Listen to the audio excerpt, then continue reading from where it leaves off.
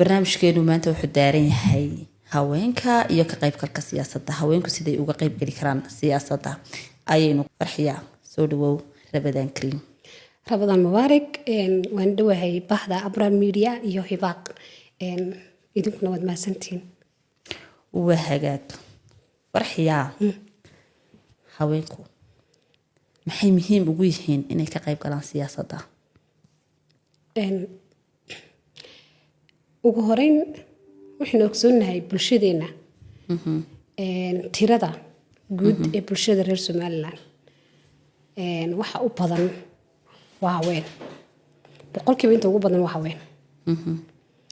waxa la oran karaa maadaama bulshadii boqolkiiba inta ugu badan ay haween tahay